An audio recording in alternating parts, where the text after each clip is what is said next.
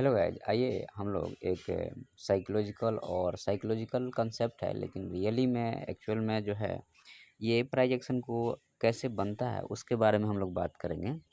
तो देखिए, आपके हमारे जीवन में सबसे इम्पोर्टेंट चीज़ क्या होता है अगर हम उसको ध्यान दें तो देखो, ये जो डायग्राम बनता है ना, ये जो है सो 6 एलिमेंट बेस्ड डायग्राम है। इसमें टाइम नहीं है। जनरल क्या होता है अगर हम आपको बताएं तो कोई भी आप डायग्राम बनाते हैं तो उसमें दो चीज़ें रहती है।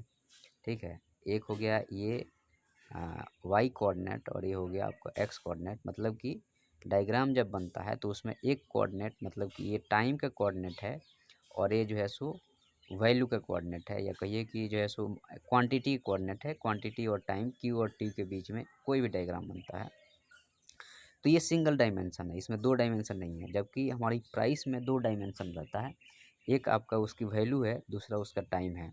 इसलिए जो है सो प्राइजेक्शन ऐसे रहता है।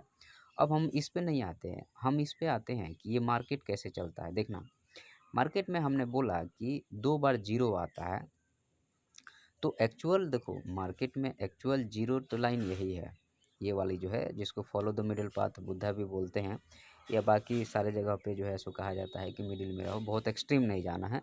जैसे कि एक श्लोक है संस्कृत में, अति रूपेण वै सीता अति गर्वेण रावण अति नाद बलिर्बधो है अति सर्वत्र वैजयते। मतलब कि अति रूपवान होने के कारण सीता का अपहरण हो गया। अति रूपेण वै सीता अति गर्वेण रावण, और रावण अति मतलब घमंडी था।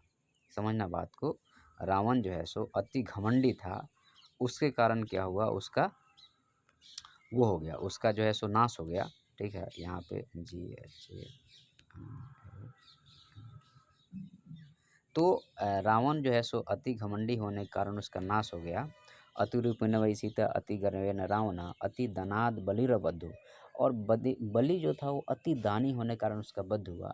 और है अति मतलब यह अति सर्वत्र वर्जयते, मतलब ये सभी जगह वर्जित है। ठीक है, मेरे ख्याल से ये भर्तृहरि का श्लोक है।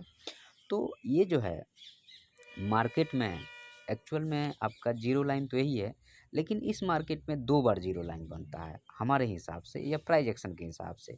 एक ये वाले लाइन पे जीरो लाइन बनता है, मार्केट इस यहाँ से चला ऊपर गया और फिर रिट्रेस किया, मतलब यहाँ से चला और ये रिट्रेस किया, मतलब एक यहाँ पे रोकने का स्थान है। फिर मार्केट यहाँ से चलेगा और फिर थोड़ा रिट्रेस करेगा, फिर ऊपर जाएगा, ये गया।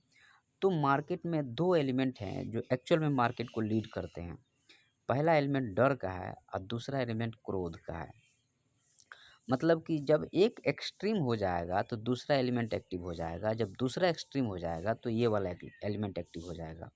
मतलब कि ये जो चार हैं, ये जो चार एलिमेंट हैं, ये साइडवेज के हैं, और जब साइडवेज में अति हो जाएगी तो ये एलिमेंट एक्टिव हो जाएगा। जैसे मान लीजिए कि आप ईर्ष्या किसी से कर रहे हैं, लोभ कर रहे हैं, तो लोभ और ईर्ष्या में आप कोई ये थॉट है, काम और घमंड एक थॉट है। लेकिन जब थॉट आपके विचार जो हैं वो सोचना शुरू कर देते हैं, तो देखिए ये इसके भी चार चरण हैं। एक होता है थॉट, आया दिमाग में कोई विचार आया, फिर उसके बारे में आप सोचने लगे थे, थिंक करने लगे, मतलब वो विचार आपको पकड़ लिया, थिंक करने लगे, फिर उसका वर्क में कन्वर्ट हो जाता है और उसका रिपीटेशन मतलब संस्कार में कन्वर्ट हो जाता है।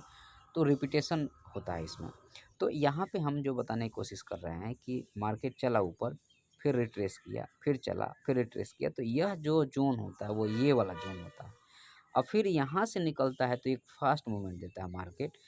तो ये कंप्लीट एक साइकिल हो गया, मतलब यहाँ से चले, रिट्रेस किए, फिर यहाँ से चले, फिर रिट्रेस किए, लास्ट जोन है। उसके बाद मार्केट में एक किसी भी टाइम फ्रेम मार्केट साइड होगा, उसके बाद ये ऊपर ब्रेक करेगा, नहीं तो नीचे ब्रेक डाउन करेगा, नहीं तो ब्रेकआउट करेगा, लेकिन ये टाइम बिताने का जगह रहता है।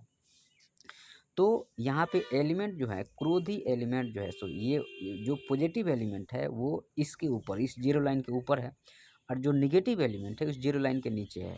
मतलब कि एक बार ये हाई होने के बाद में मार्केट में एक बार यहाँ पे भी लोग डरे। ये जो है सो क्रोध और डर का ऐसा कॉम्बिनेशन है, तो क्रोध से आदमी सीधे डर जाता है और डरने के बाद सीधे क्रोधी होता है। बीच वाले फेज जो है सो बहुत कम आते हैं। तो यहाँ पे शेयर मार्केट में यहाँ पे आप डरोगे इसलिए क्योंकि आपके पास प्रॉफिट है, तो इस डर का फ़ायदा जो है सो सेलर उठाएगा, यहाँ तक ले आएगा। जब इस लेवल पे आएगा तो इसका ये 50% होगा, तो ये सेलर डरेगा कि इसके नीचे नहीं जाएगा, शायद ये ऊपर निकलेगा तो हमारा पैसा चला जाएगा, और बायर इसका फ़ायदा उठाएगा और फिर उसको ऊपर लेके जाएगा। फिर यहाँ पे डरेंगे तो यहाँ पे क्रोध आ गया जो खींच के ऊपर ले गया, फिर डर गए, फिर नीचे आ गए, फिर क्रोध उसके ऊपर खींच के ले गया, फिर डर गए, फिर नीचे आ गए। बाज़ार ऐसे ही चलता है। सिंपल कांसेप्ट है कि जो ड्राइविंग फैक्टर है वो अति है, या तो ये वाली अति है, नहीं तो ये वाली अति है, सिंपल। वीडियो पसंद आए तो सब्सक्राइब करना।